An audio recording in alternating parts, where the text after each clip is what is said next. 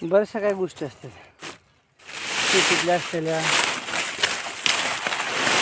माणसाच्या मनातल्या असलेल्या, तर जाणून घेतल्या तर जाणून जातात, नाही जाणून घेतल्या त्या जाणून बी जात नाहीत. आणि त्या फक्त कुठं असतात मनात. आणि तुम्हाला माहीत आहे मन कसं आहे ते. म्हणून मन फक्त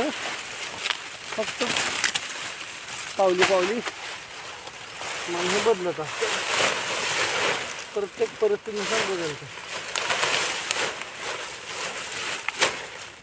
परिस्थिती कुठली येऊ काय, पण त्याच्यामध्ये बदल हा व्हायला नाही पाहिजे.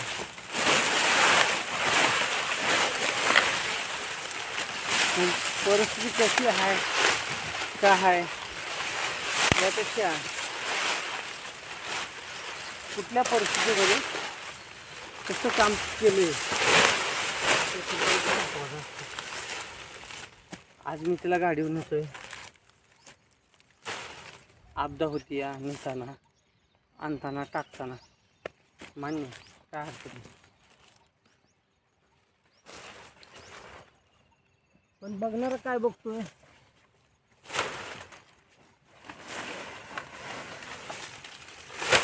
बघणारा फक्त बघतोय. त्याला माहित आहे का बाकीचं काय, तो काय पाहते समोर दिसतोय तोच पाहतोय फक्त.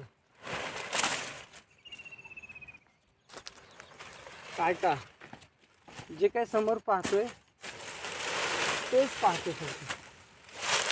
ॲक्च्युली परिस्थिती माहिती आहे का त्याला, मग ही त्यात त्याची बी चूक नाही.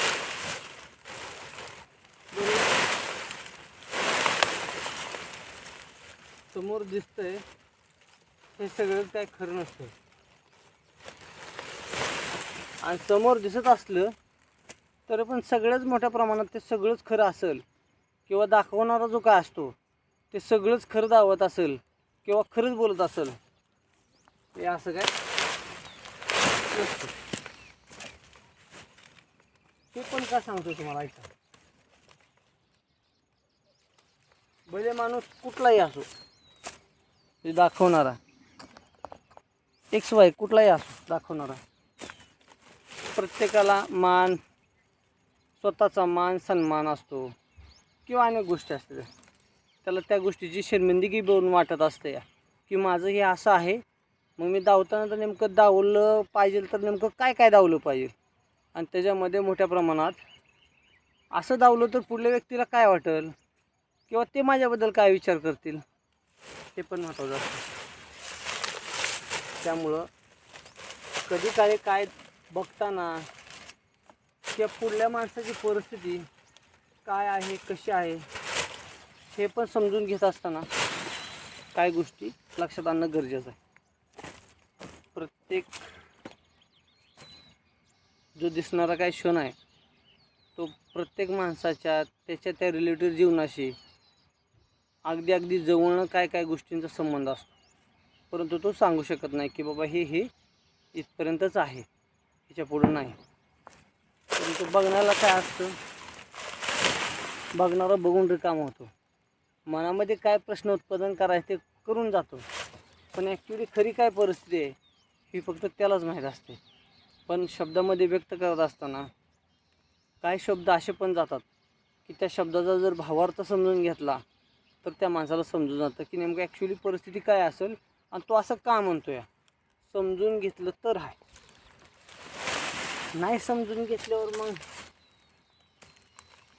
पूर्ण कीर्तन होईपर्यंत जरी समजा तुम्ही त्या कीर्तनामध्ये थांबलात आणि तुम्ही समजूनच नाही काय घेतलं काय की नेमकं महाराजांना तुम्हाला सांगायचं होतं काय, महाराजांना तुम्हाला सांगायचं होतं काय, तुमचं लक्ष काय की चालू घडामोडीवर, बरोबर, की महाराजांनी सांगितलं काय, कुठला उखाणा सांगितला,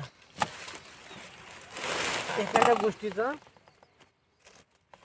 गोष्टीवर ते होणारं जे काय होत असतं त्यांनी बी ते एखादं उदाहरण सांगताना ते प्रत्येक गोष्ट डायरेक्टली सांगत असताना प्रत्येक गोष्ट ते समजूनच जाईल असं काही नसतं. मग त्यांनी त्यांच्या शैलीमध्ये ते सांगायसाठी तो एक प्रकारचा माहोल तयार केलेला असतो आणि त्या प्रकारे सांगितलेलं असतं.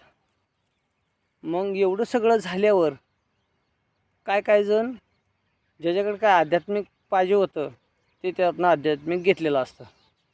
जे काय हसी मजासाठी आलेले असतात, एन्जॉयसाठी आलेले असतात, तो फक्त त्यांनी उखाणा घेतलेला असतो. तर अशी प्रत्येक प्रत्येक प्रत्येक माणसाच्या मनामध्ये काय काय गोष्टी ज्या आहेत ते अशा जाणून घ्यायसाठी किंवा ते समजून घ्यायसाठी प्रत्येक व्यक्तीला तेवढा वेळ त्याच्या मनाकडे नसतो आहे.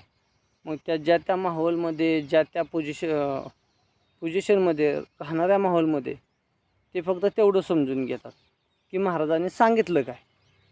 मग तसंच आहे आता आमच्या शेतीविषयक. आता तुम्हाला बरंचसं काय मी सांगायची गरज नाही.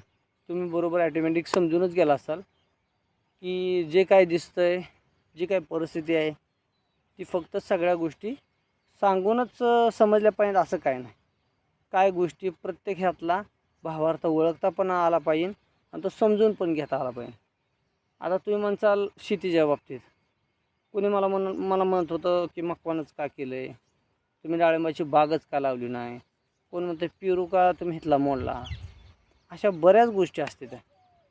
पण जसं महाराजांनी सांगितलं त्याचप्रमाणे. ओके, चला ठीक आहे, घ्या समजून. मग मला काय सांगायचं होतं ते.